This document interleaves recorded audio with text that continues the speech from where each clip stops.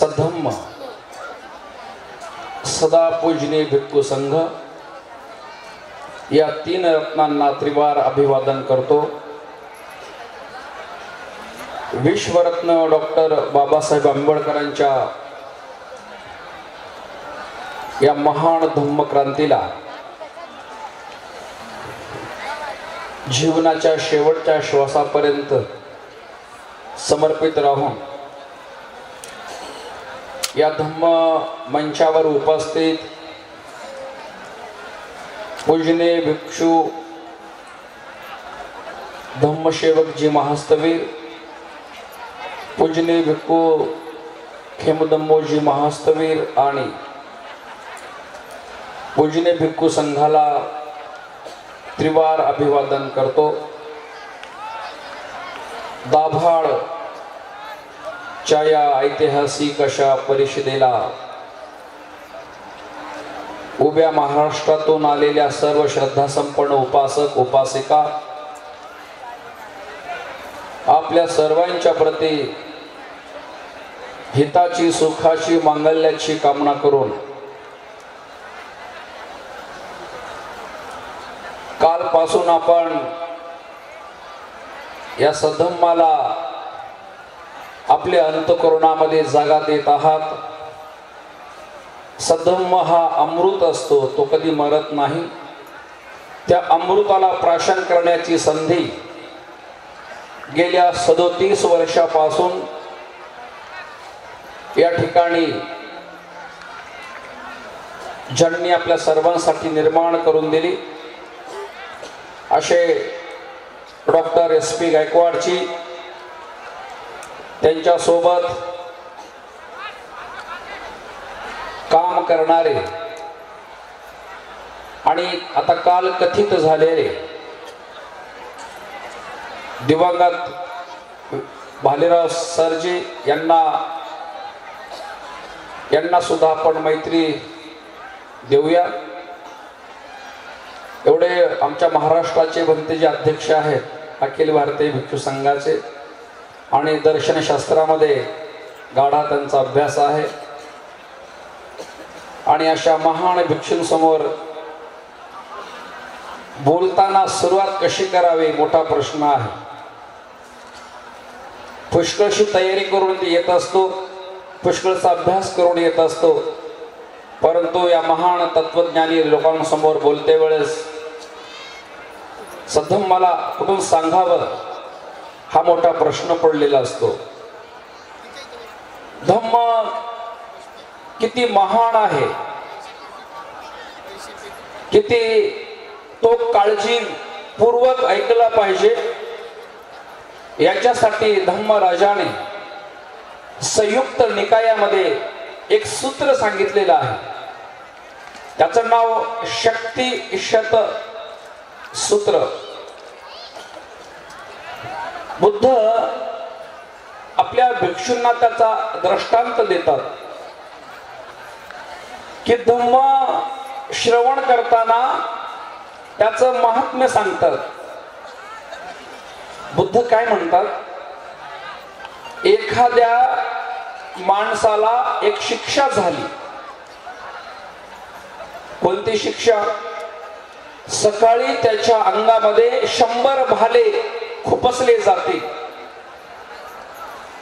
दुपारी त्याच्या अंगामध्ये 100 भाले खुपसले जातील आणि संध्याकाळी त्याच्या अंगामध्ये 100 भाले खुपसले जातील। दररोज 300 भाल्यांचं दुःख सहन करून पण आठ अशी आहे की तो 100 वर्ष मरणार नाही। 100 वर्ष तो दररोजच्या 300 भाल्यांचं दुःख सहन करेल, तो 100 वर्ष मरणार नाही। आणि बुद्ध म्हणतात की 100 वर्षानंतर त्याच्या वेदनेचा, त्याच्या दुःखाचा काय अंत असावा, किती वेदना, किती दुःख, किती शोक असेल त्या माणसाला। बुद्ध म्हणतात जर एखाद्याला सांगितलं की तुला 100 वर्षानंतर ज्ञानाची प्राप्ती होणार आहे, सधम्माचा साक्षात्कार होणार आहे.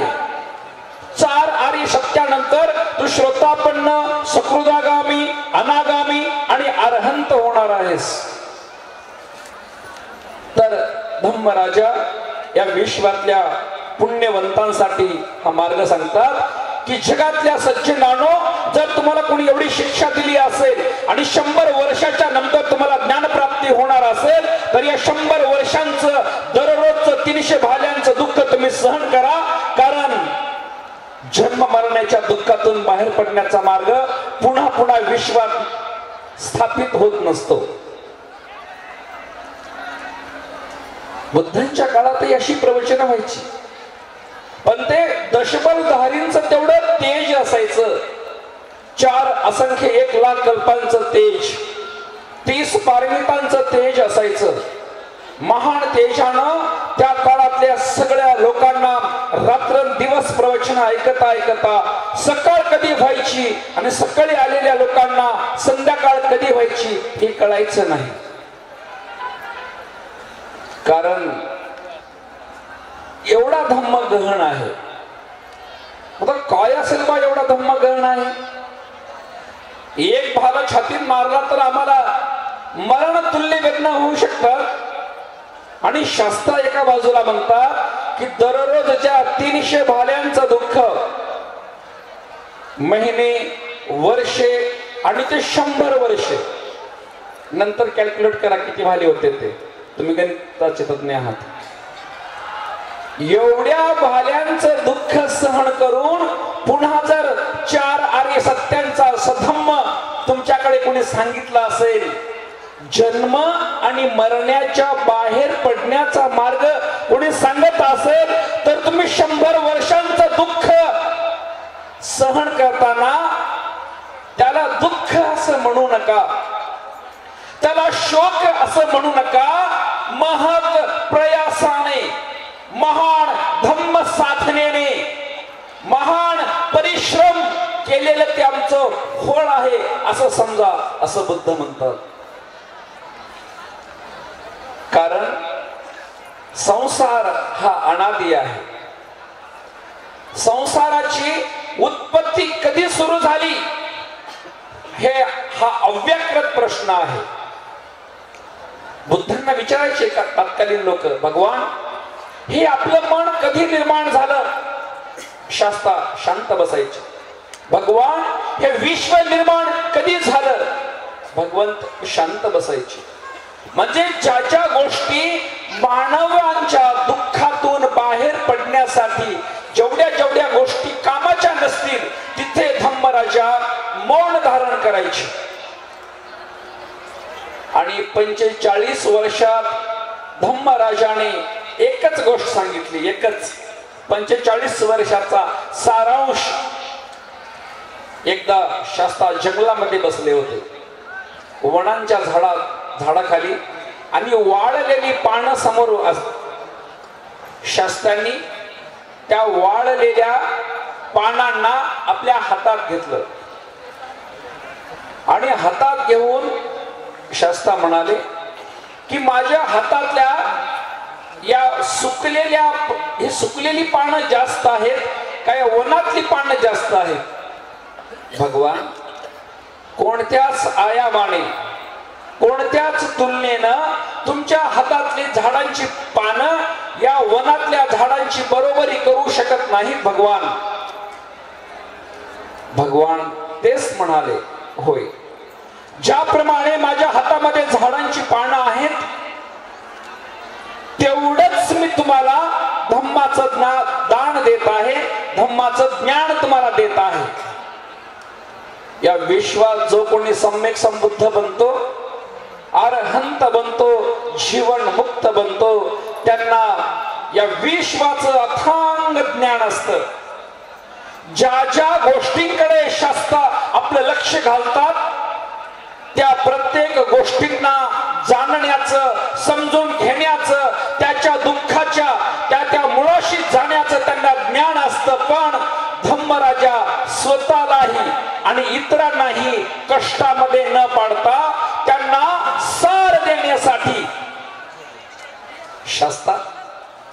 शास्त्राने तुमच्यावर माझ्यावर या विश्वावर जेवढं प्रेम आपल्या राहुलावर केलं तेवढंच प्रेम आपल्या प्रत्येक प्राण्यावर, सत्वावर, जीवावर, माणसावर केलं. म्हणून शास्त्र कधी आपल्या तत्वज्ञानातून मार्ग भटकत नसायचे आणि आपल्या भिक्षूंना सुद्धा मार्गातून च्युत होऊ देत नव्हते. म्हणून जो कोणी धर्माच्या गादीवर बसतो, मी त्या केव्हाही एक हा मुद्दा सांगून पुढे चालत असतो. नाहीतर भालेराव सर म्हणतील की हा जेव्हा बसले ना तेव्हा इतर भिक्षूंचीच काढतोय. असं नाही, माझी एवढी क्षमता नाही, मी एवढा महान नाही. इतर माझ्या भिक्षू संघाचं, माझ्या प्राणप्रिय भिक्षू संघाचं मी काही त्रुट्या काढाव्या. पण छोटेसे निवेदन असतात की आपण बोलते वेळेस काय बोलतोय, आपण किती बोलणार आहोत आणि या समोर बसलेल्या लोकांसमोर तुमचा मुद्दा योग्य जातोय का याचं भान आम्हाला असलं पाहिजे. याचा आम्हाला भान नसेल तर माईक समोर आले म्हणून बोलायचं याला अर्थ नाही. ते कोणी असो मग तो. म्हणून परिषदेच्या माध्यमातून सधम्म, भगवंताचा सधम्म गहन समुद्रासारखा आहे. समुद्र क्रमशः गहन आहे. धम्मराजांचा धम्म तो क्रमशः शिकवला जातो आणि क्रमशः शिकवताना तुम्हाला तुमच्यातल्या त्रुटी काढण्याआधी या सद्धम्माचं हृदयात भरलेलं अथांग ज्ञान तुमच्या अंतःकरणापर्यंत जावं लागेल. तेव्हाच तुमच्यामध्ये परिवर्तन होणार आहे. तुम्ही तर पृथक्जन आहात.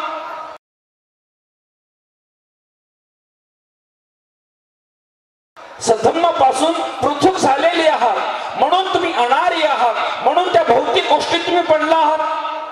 म्हणून त्या गोष्टीवर बोट ठेवण्यापेक्षा क्रमशः धम्म सांगण्याचा आम्ही खटाटोप केला पाहिजे. धम्मराजांची शिकवण कशी असायची, जेव्हा कोणी समोर आलेला बसायचा तेव्हा धम्मराजा त्याच्या मनाला आधी मृदू करायची.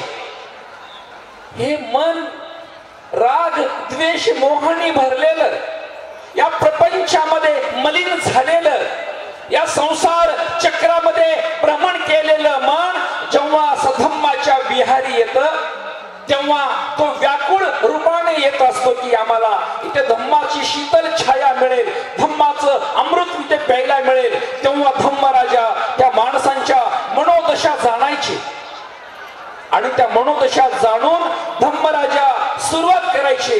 दान कथा या धम्माच्या स्टेप्स, पायऱ्या आहेत. जो धम्मामध्ये तुम्हाला वरचढ जायचं असेल तर शास्त्रा त्या माणसामध्ये आपला विवेक जागृत करायचा प्रयत्न करायचे. ते दान कथा, शील कथा बघा. दान कथा, शील कथा, सत्य कथा, स्वर्गाची कथा, स्वर्ग सुखाला प्राप्त होण्याची कथा, काम भोगाचे दुष्परिणाम, सदाचरणाचे सुपरिणाम आणि हे सुंदर निष्कामतेचं महत्व धम्मराजा या विश्वाला समजून सांगायचे. निष्कामतेचं जीवन, हे वैराग्याचं जीवन, हे प्रवर्जेचं जीवन सांगता सांगता सांगता त्या व्यक्तींची मन जेव्हा विनम्र व्हायची, त्या व्यक्तींची मन प्रसन्न व्हायची, त्या व्यक्तींची मन लवचिक व्हायची, तेव्हा धम्मराजा या विश्वातून उठवणारी, सर्वश्रेष्ठ पदाला प्राप्त होणारी 4 आर्य सत्यांची धम्मदेशना करायचे. सज्जन हो, हे दुःख आहे, हे दुःखाचं कारण आहे, हा दुःखाचा निरोध आहे आणि या निरोधाचा हा मार्ग आहे. संपला सधम्म, बुद्ध राजांचा सधम्म इथे संपतो. 45 वर्षे सधम्म आपल्या धम्मपित्याने एकच गोष्ट जगाला सांगितली, एकच सार, एकच सगळा. ज्याप्रमाणे आपल्या मुठीमध्ये सुकलेल्या पानांना घेऊन धम्मराजा म्हणतात, मी एवढंच छोटस सांगितलेलं आहे. पुन्हा शास्त्राने आपल्या नखावर माती घेतली आणि नखावर माती घेतात आणि बुद्ध म्हणतात या पृथ्वीची माती जास्त आहे का माझ्या नखावरची माती जास्त आहे? भगवान कोणत्याच तुलनेत या महापृथ्वीची तुलना तुमच्या नखावरची माती करू शकत नाही शास्ता. हे आमचे धम्मपित्या. होय, अगदी याप्रमाणे नखावर जेवढी माती आहे मी तेवढंच तुम्हाला सांगितलेलं आहे. पहा कसा शास्त्रांच्या सधम्माकडे जाण्याचा गाभा कसा सुरू होतो शास्त्रांच्या. मग शास्त्रा तुमच्यातला अविद्या आणि अंधकार दूर करण्यासाठी आपल्याला सावध करतात. कोणो हासू किमानंदो निच्चं पज्जलितो सतिं अंधकारेन ओणद्धा पदीपं न गवे सत. या दोन वळीमध्ये या विश्वातल्या शहाण्या माणसाला धम्मराजा अगदी सावध करतात. एखादा हुशार घोडा असावा, उच्च जातीचा घोडा असावा, त्या घोड्याला मालकाने आपल्या चाबकाने फक्त खुणावावं, त्याला खुणवावं, त्याला इशारा करावा. उच्च जातीचा घोडा कधी मार खात नसतो.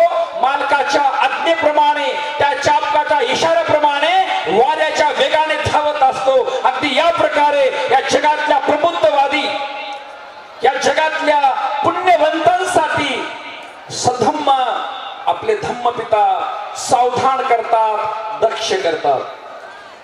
आता यांना झोपण्याची आवश्यकता नाही बिचारांना. तो त्यांचे ते तेवढे कर्म नाही त्यांचे लोकांचे, म्हणून ते झोपतायत. कारण मनुष्य मात्राचा हा स्वभाव आहे. पण ते म्हणाल्याप्रमाणे काय, आहार, निद्रा, भय आणि कामभोग या विश्वातल्या प्रत्येक सत्वाचा, जीवाचा, प्राण्याचा, माणसांचा, सजीवांचा हा स्वभाव आहे.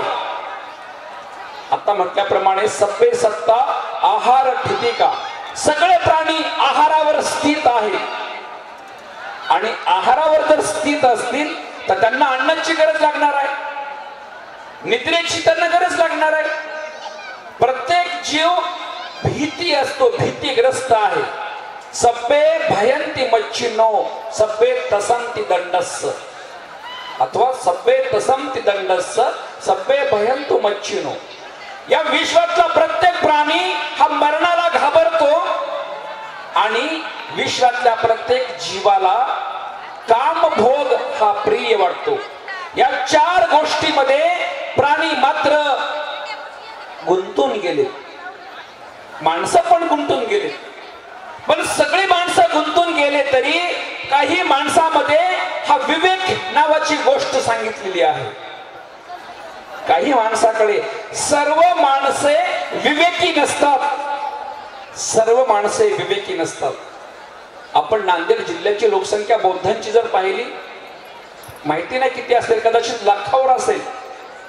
पण किती लोक आता बसलेत, एवढी कडाक्याची थंडी आहे, पांघरून बसलात. कोणी बिचारे झोपले जरी असले तरी धम्माच्या तरंगात झोपलेले आहेत. त्यांना त्याचे पुण्य मिळणार आहे. नाही असं नाही.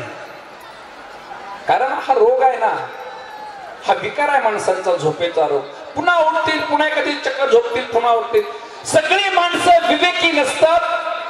त्या काही माणसामध्ये जे विवेकी आहेत, त्या विवेकी माणसामध्ये या आहार, निद्रा, भय आणि मैथुन या चार गोष्टींशिवाय त्यांच्या अंतःकरणात धम्माचे धम्म अंकुर प्रफुल्लित होतात, फुटतात, अंकुरित होतात. तीच लोक विवेकाच्या मार्गाने, बुद्ध पथाचा मार्ग ती सोडत नाही. आणि त्या सधम्माच्या या विवेकाच्या मार्गाने जाण्यासाठी आपल्याला थोडं चिंतन करावं लागणार आहे, थोडं मनन करावं लागणार आहे. मग कधी कधी शास्त्रा तुमच्यामध्ये, आमच्यामध्ये, भिक्खूंमध्ये, तुमच्यामध्ये धम्म संवेग निर्माण करण्यासाठी काही गोष्टी सांगायची. एकदा शास्त्रा म्हणाले, भिक्खूंनो, तुम्ही तुमच्या आईचं दूध पिलेलं जास्त की या चारही महासमुद्रांचं पाणी जास्त. भगवान, तुम्ही आमचे शास्त्र आहात, तुम्ही आमचे सर्वस्व आहात. तुम्ही जे आमचे धम्मपिता आहात, तुम्हीच या गोष्टींचं उत्तर द्या, कारण तुम्हीच सर्वज्ञ आहात. भिक्षूंनो, या पृथ्वी तलावरच्या या सगळ्या समुद्रापेक्षा तुम्ही तुमच्या आईचं एवढं दूध पिलेलं आहे की त्याची गणना नाही. हे चारही महासमुद्र अत्यल्प आहेत. एवढं तुम्ही 4 महासमुद्रापेक्षा जास्त तुमच्या आईचं दूध पिलेलं आहे. मग आता किती भाव झाले असतील, किती जन्म झाले असतील. पुन्हा शास्ता म्हणाले, भिक्षूंनो, जन्मोजन्मामध्ये हे भटकंती करत असताना तुम्ही एकमेकांचं, प्राण्यांच्या जन्मात, मनुष्यांच्या जन्मात, कोणत्याही जन्मात असो, तुम्ही एकमेकांचं रक्त जास्त काढलं आहे का महासमुद्राचं पाणी जास्त आहे. भगवान, आपण म्हटल्याप्रमाणे आम्ही एकमेकांचंच रक्त जास्त काढलं असेल भगवान. भगवान, म्हणून जगातल्या माणसांना सार शोधण्याचा प्रयत्न करायला सांगतात. सार शोधण्याचा प्रयत्न करा. कशाचा सार शोध